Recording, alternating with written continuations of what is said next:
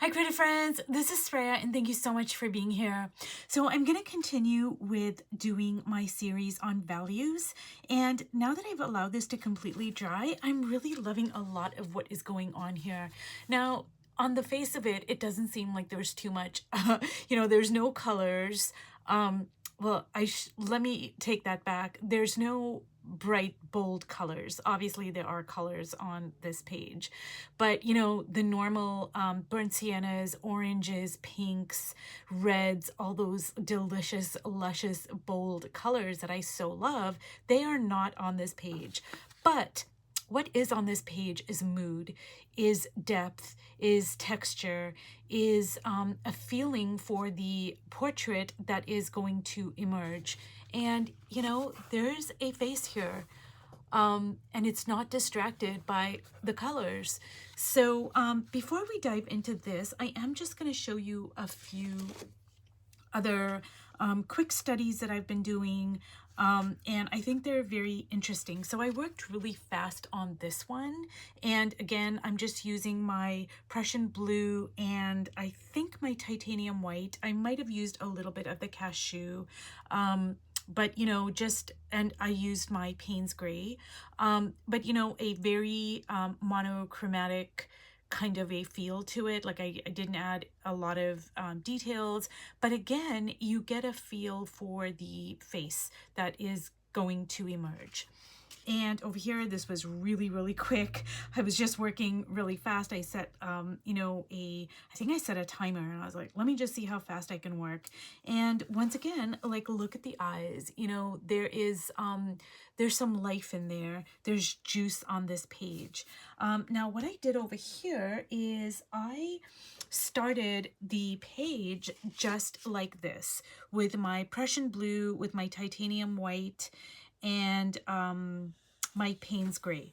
That's what I started this off with. But then what I did is I did add some tea bags. I did add some of this handmade paper over here, like, you can see it here.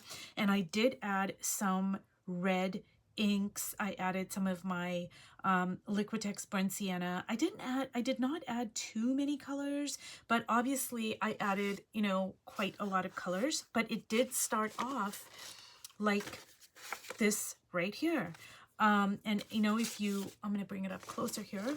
If you look closely, you can see that, this is the Prussian blue. There's Prussian blue over here.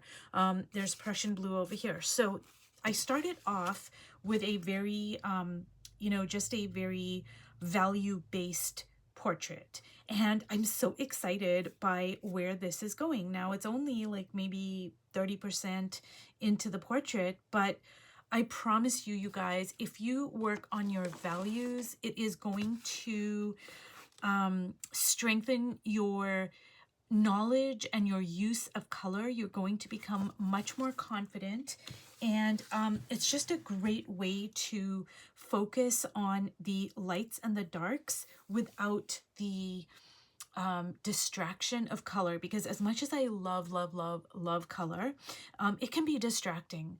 It can distract you from focusing on, say, when I'm learning, when I want to figure out, what am I going to push? What am I going to pull? It can be a little bit of a distraction.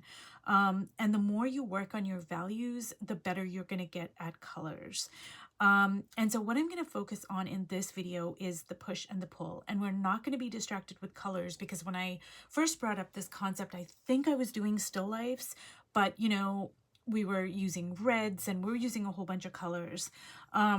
But now we're going to do the push and pull, but we are not going to be,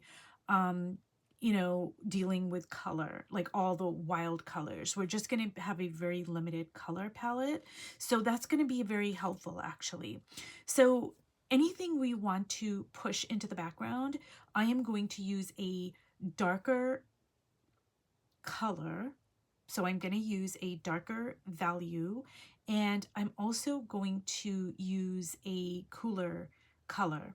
So my cools are my Prussian blue, and my Payne's gray is also very cool. It's a cool neutral. Now I do have this, which I haven't used yet, and this is a warm, color. So now for the push, I am going to go in and I'm just going to use a very light hand, hopefully, and I'm just going to try to push stuff in the background. Now, what I can do is I can add some water to my Prussian blue, and that's going to dilute it a little bit so it's not at full strength, and that's going to give me a little bit of a mid-tone value. But right now I am wanting to, create like parts of the face that are going to go back. So if you take your fingers and you gently run it over your own face, you will see that the parts that recede, okay, the parts you want to push back, they are going to be, say, this part over here, because your face is an oval and it's going to go back. It's going to recess. If you want to get an orange or an apple, you can kind of look, it has that shape. Your face has that shape. So these top parts here are going to go back underneath your lip, your lower lip, like I'm putting my finger there right now. It's going to go back. And so all of those, I'm going to kind of like put a bit of a darker value, and see all of that. That's going to go back there.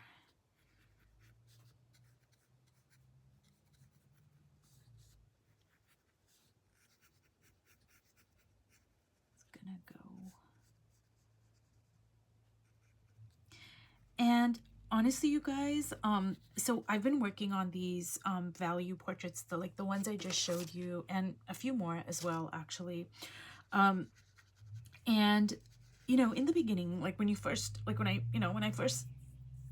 kind of did this, I'm like, oh my god, I really want to use my colors, like my reds, and they're calling me, I want to use them. And it is kind of difficult to just focus on the values. But then once I started doing a few of them, I actually got really excited about it. And I was like, wow, I'm just loving the effects that I can create. I'm loving what I'm learning. And then when I did go back to using color, like in that one that I showed you, it was almost like I'm using color for the first time. You end up like looking at things in a new way, and it was really exciting to me, and I was so grateful that I get to use color, so yeah, it's really interesting working like this. So now I'm just gonna dip some of my Payne's gray here because I want to build up the hair.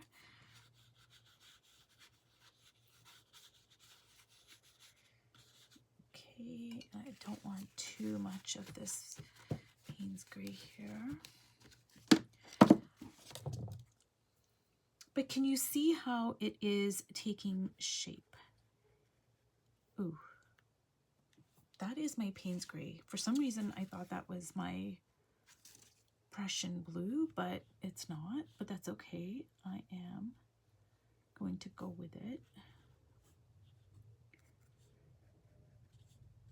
Put a little bit there. Wow, that's going to be bold. But you know what? I'm going to go with it. I am going to go with it.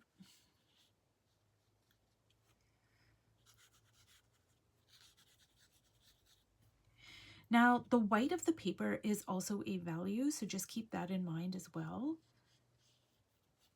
And I'm just going to kind of go like so.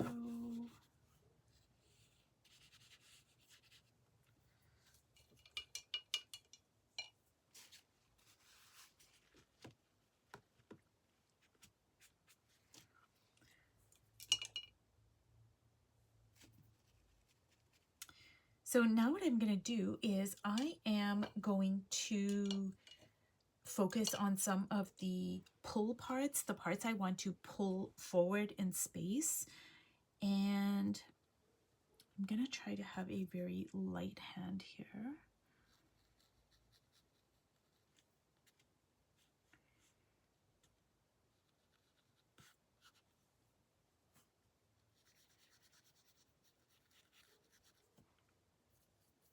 So basically all I'm doing is I'm just building up the face. But instead of using colors, I'm using values. Like I'm focusing on the values.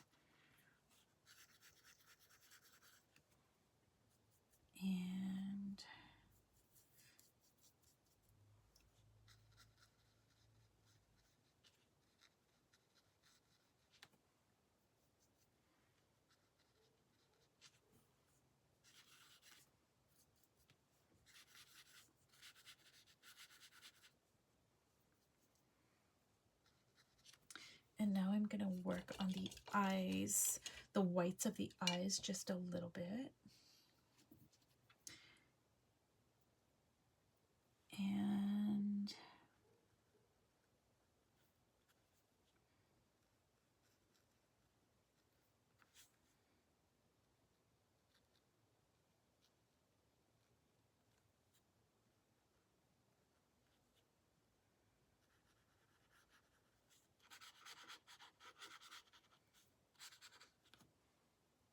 so thus far, I've only used my titanium white and my Prussian blue and the Payne's gray. I have not used anything else. I haven't used this. I have no collage. So let me see here. I think what I'm gonna do is I am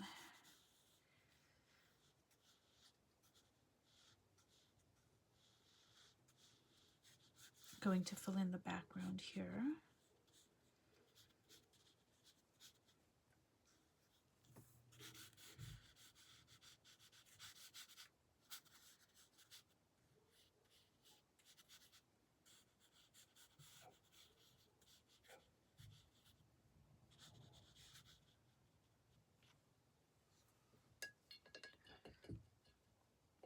So I'm gonna bring this up closer here. And I did talk about this before, like I think it was my still lifes, and I said, you know, a color field is not one color. So just say you're painting a face, or just say you're painting black hair or brown hair or a red sweater. Well, it's not like you just take a jar of red paint and you paint the whole sweater red. If you look at paintings and you isolate parts of the sweater, you are going to see that there are a lot of different colors and values and textures in one color field. So say, you know, this hair over here, like look at all the different colors and values and textures that are in the hair. But when I'm done with it, it's going to read as either black hair or brown hair or whatever. It's the same with this, you know, this white shirt. There's going to be a lot of different colors. And if you isolate it, like look at all the different values in there, you know, or the neck or anything really.